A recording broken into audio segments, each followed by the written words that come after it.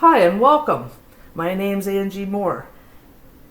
In this video, I will be demonstrating my 1 to 2 quart colloidal silver brewers, which I called, my brand name is Noble Silver Galvanizer. Now my new model is called the Noble Silver Galvanizer 2. The original model, which is this one that's actually brewing away right now, and you can see by the green light that it is plugged in, is 30 volts. It takes about 3 hours to make 1 quart or 1 liter of colloidal silver when you are using pure distilled water. After your first batch, though, you can take 1/4 of that, which is a cup of your silver from your previous batch, which I did in this one. It goes about up to here with colloidal silver from another batch, and fill the rest up with distilled water. Then you're going to get finished in about an hour. I've had many customers report that it takes a little less than an hour and less than 3 hours for the original batch with no colloidal silver liquid in there, just pure distilled water. Now, my new one, my Noble Silver 2, I don't know if you can read it, but you can see at the top it says Noble Silver 2 is 32 volts.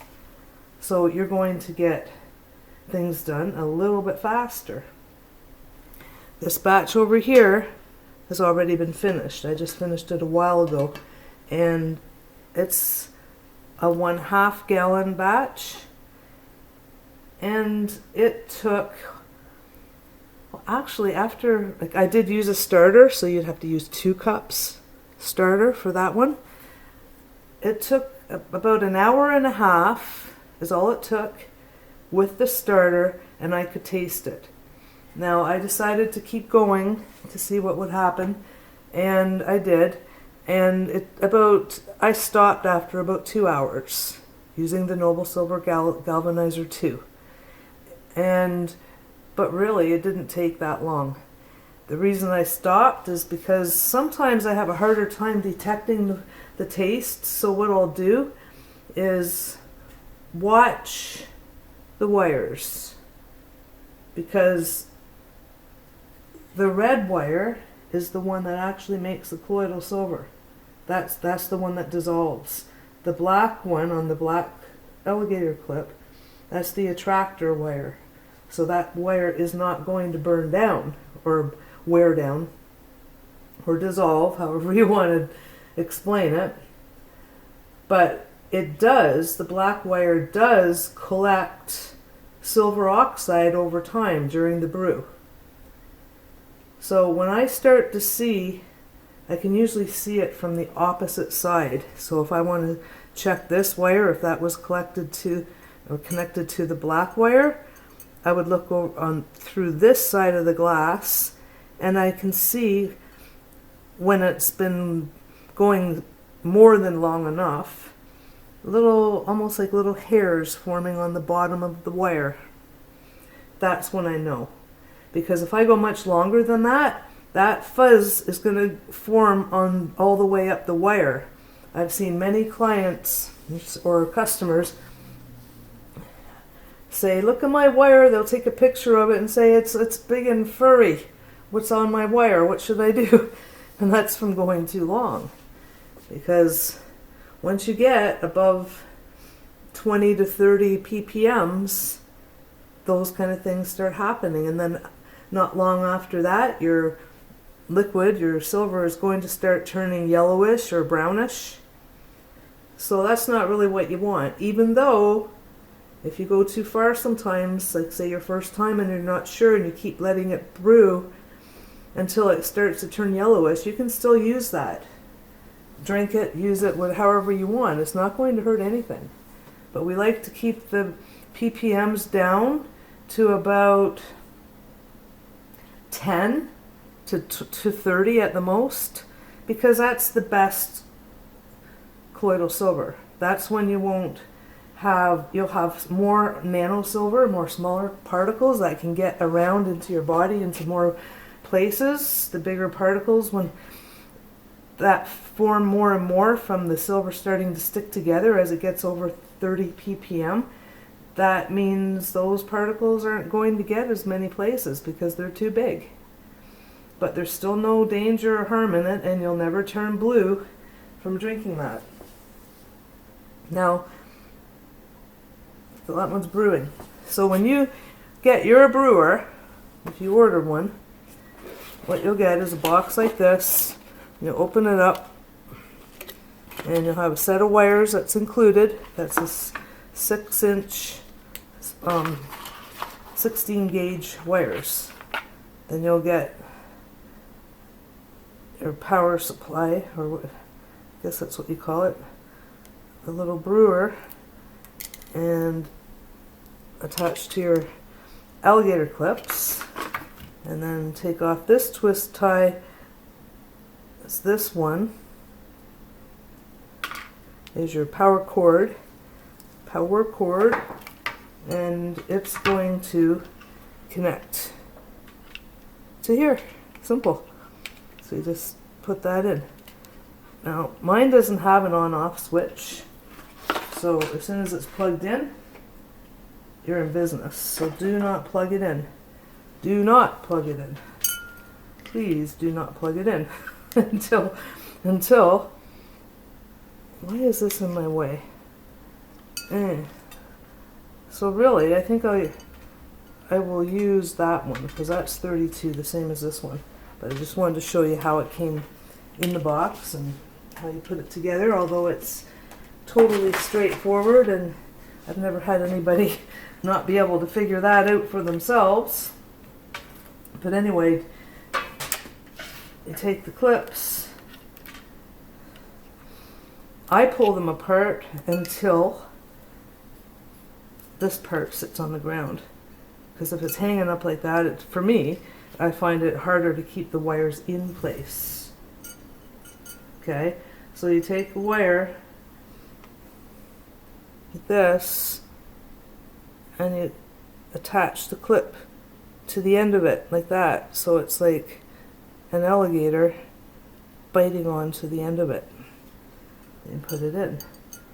Now I don't have the excess wire sticking out like Terry's because, well, just because I want to keep as much of the wire inside the jar as I can. But I find that, so you do the same thing. I think this shows up pretty good. My finger's in the way. Just go like that, and it's on. I stick it in. Now because that clip is so close to the jar, it kind of helps hold it in place. See, it's not wiggling it around. It's pretty tight, pretty firm. Now I'm taking this up because I want to bend the wire a bit more that way, just so it stays. Now it's not working as well. You have to fiddle with it a little bit the first time especially, but once you get it, you got it. See, I'm going to bend it a bit more, make it go against the jar. I'm working with one wire that's a little shorter today, just because I didn't want to sell that wire because it is shorter, so I'm just using it myself. But anyway, it's ready to go, and I fill up the water just to about here. See, if I jiggle it, you can see. I like these jars because they're straight all the way up, and the opening is almost as wide as the jar. I sell these jars for $6. Actually, the ones I sell are plastic. This one's glass, but it's exactly the same as the ones I sell with a lid like this. I don't ship glass because it's too expensive. Then I have to use a bigger box and more packing, and it's heavier. It's not worth it. You don't have to buy the jar. You can use any wide mouth jar. As long as, I usually say, as long as it's at least, I think, 3 inches or 3.5 inches in diameter. So I just cover it up loosely with a lid like that, just to keep dust out. If you're using a jar with a metal lid, do not do that with your metal lid, because you You do not want metal coming into contact with these wires. And do not plug the unit in until it's set to go and it's secure and you don't have any pets or kids around that are going to knock it, because if those two wires touch each other or other metal, or if the two clips touch each other, you could short circuit the unit. And it does happen. I had actually a few members contact me and say, oh, my wires touched by accident. I was being absent-minded. Is it ruined? And I said, I don't know. Is the light still on? Yes. And then they tried brewing it with plain tap water, because if you use other water than pure distilled water, then it's going to start clouding up right away. You'll start seeing smoke coming off of one of the wires within a few seconds after you plug it in. So that's one way to test, in case you're not sure. But actually, this model's a little sturdier, I'll say, than the small brewer Terry used to sell, because it's got more amps, so it's harder to make it short circuit. So I actually haven't had anybody blow it yet by touching the wires. I guess I just did it quickly and separated it, but there's no guarantee. If you touch those wires or metal on this metal or anything like that, it could blow the whole unit, short circuit, and then it's done. The warranty doesn't cover that because it's in red right at the top of your instructions that I give you when you order. Do not let that happen. The warranty for the 32 volt galvanizer 2 is 9 months. Only 6 months for that one, for the original model. I just plugged that in. You can tell because the green light's on. I'll show you. Hold on. Which one is it? This one. Okay. It's off. See how it goes off slow like that? It might even take longer once you've had it plugged in for a while.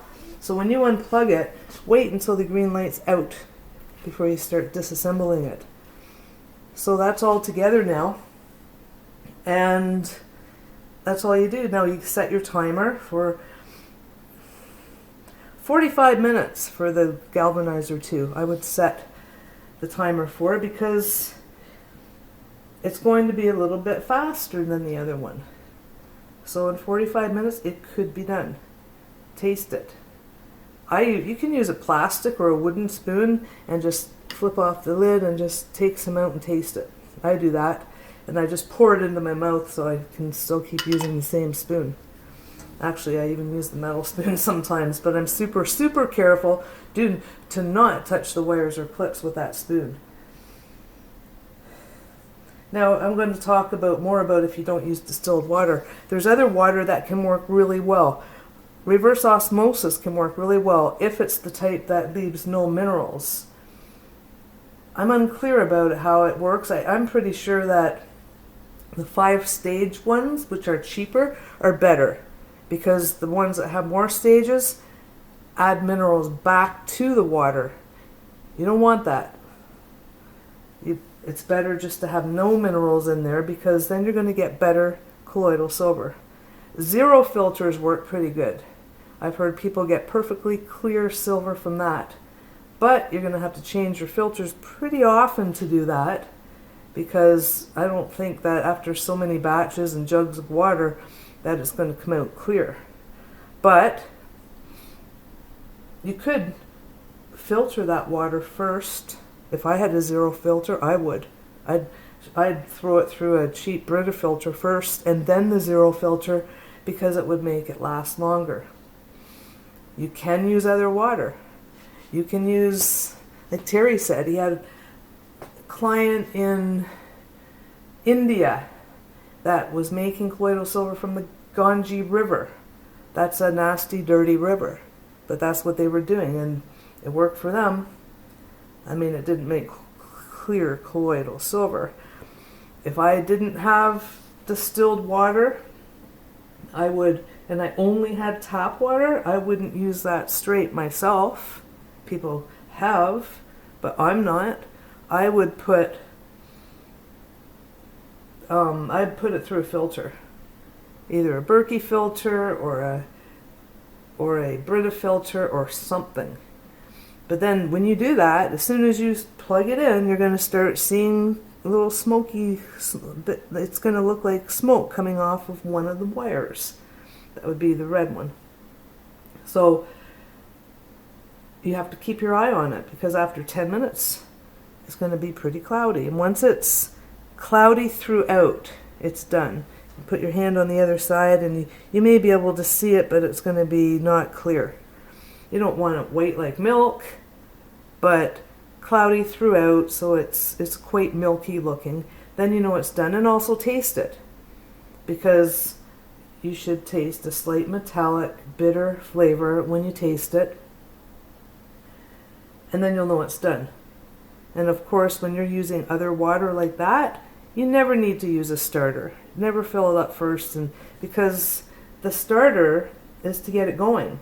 Because in distilled water, there's nothing in that water, so there's no conductivity, and it takes a while to get it going. That's why you might hear some people using things like salt to get it going, to get the electrolytes in there. No, don't use salt, please. No, we don't recommend that. Don't put anything in there unless you're going to use 1/4 of the liquid from your previous batch. You'll still get perfectly clear colloidal silver. It'll just be faster. Now, anything else? I'm just going to see. So yeah, so when you use a starter, it reduces the time by about 2/3. Oh yeah, I wanted to mention, one of my customers contacted me a couple days ago, and she said she didn't have a jar that was only half a gallon. Hers was, so that would be 2 quarts. Her jar was 3 quarts. Wide mouth 3-quart jar. Nice and wide, so the wires still went down pretty far, not right to the bottom. And at first, she didn't have the water filled up all the way. She only had 2 quarts in there because of course it was taller, right? Or wider. Because she didn't think she was supposed to do more than half a gallon, but that left a lot of her wire outside of the water. So I said, no, I would fill that right up, and you'll just have to brew longer. And I was really surprised, because she got, how long did it take? 6 hours to finish the 3/4 of a gallon with no starter. So that's pretty good, because it should take about that much for a half a gallon with no starter.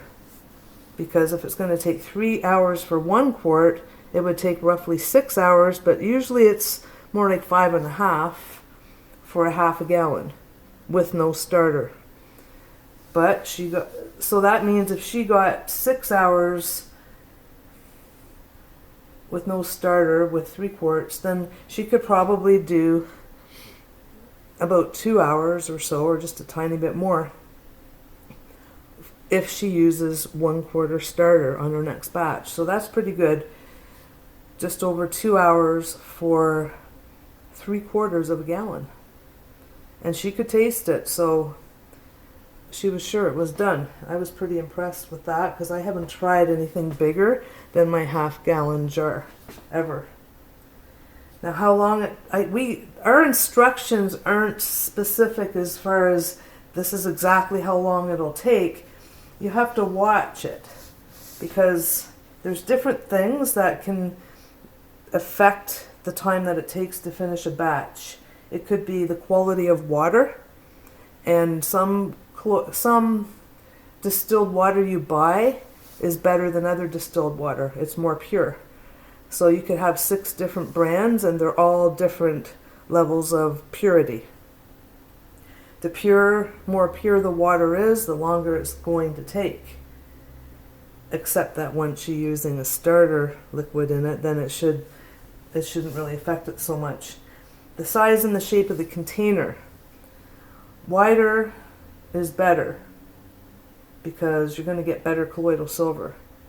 But if it's narrower, it's probably going to brew faster, because the wires are closer together.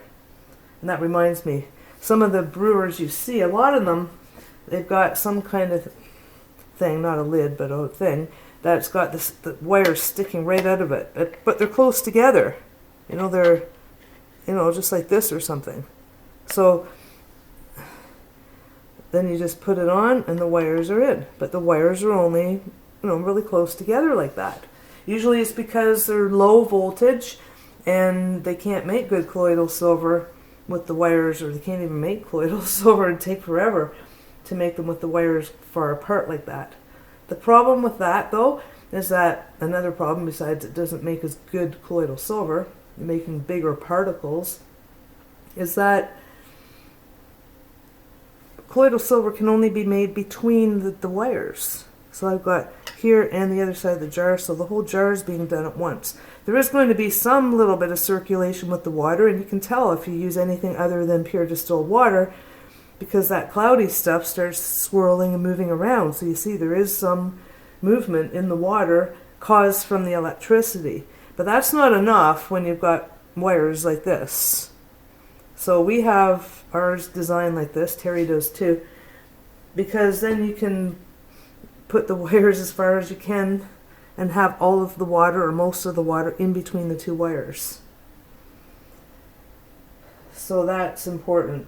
The temperature of the water in the room matters too.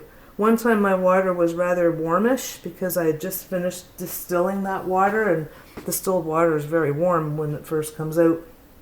So it brewed so fast and I did not like it.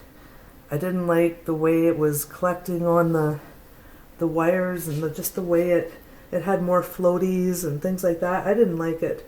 So I make sure my water is room temperature and not warm. That's my own thing. It's nothing Terry's ever said, but that's the way I found it. Just brewed too fast and not in a good way if it was warm. Which reminds me, some people will say, oh, I got silver floating on top of my water, and I got all specks all floating around inside. That doesn't happen to me unless I overbrew. So to me, that's just another sign of that, unless it's a sign also of that your water isn't the best. I don't really know for sure. We have to ask Terry about that. And how wide the jar, and Terry says even a full moon. The moon can make a difference. How? Don't ask me to explain that, but it's just one of those things. The full moon can make a difference, but it's not enough of a difference to say, the moon's full tonight, I better change my brewing time. No, I've never done anything like that. He's just saying there's just so many different things that could vary the amount of time that it brews for. So you have to find your perfect brewing time for your perfect setting, your setup. I mean, maybe the altitude, if you're way up high above sea level, maybe that'll make a difference too. I don't even know. But once you figure that out, what your time is, then you can set the timer for that every single time you brew, and it should be perfect. You shouldn't have to keep your eye on it. If you feel insecure, like most people do when they're first starting, that's okay, because it takes just a few batches until people generally feel pretty confident and realize how easy it is. At first they're just a little insecure. They're not knowing, well, is it done yet? Or is my jar full enough? Or did I put in, I don't know, is my jar big enough? Or is my jar wide enough? I just like these wide mouth jars. Mason jars are the most common, but they're openings. You can get wide mouth mason jars, but they're not as wide as this. So I prefer these because it's wider, it's also shorter, so the wires go closer down to the bottom. It doesn't really matter if the wires are up like that even, because like I said, there is circulation, motion going on in that water with the electricity.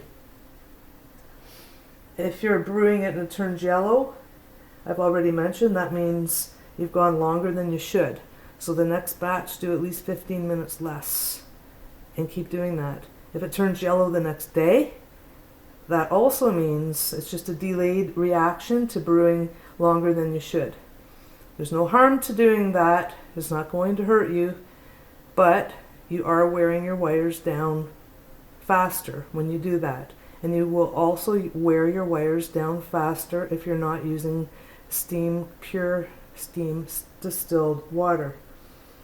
Or any water that stays clear. Like there's really good reverse osmosis water that I'm sure would pretty much be about the same. And your wires, how long they last, well, supposedly if you do 2 batches a week without over brewing and you use good water, that it would take 2 years to until you need new wire, but you would be switching these back and forth, because remember, only the red one dissolves very slowly. So after every batch or every 5 batches, whatever you want, you can switch the clips around. So now the red clip's over here. That'll make the wires wear more evenly. But I don't do that. I just kind of keep my clips attached to the wires, and I'm always just changing the red one.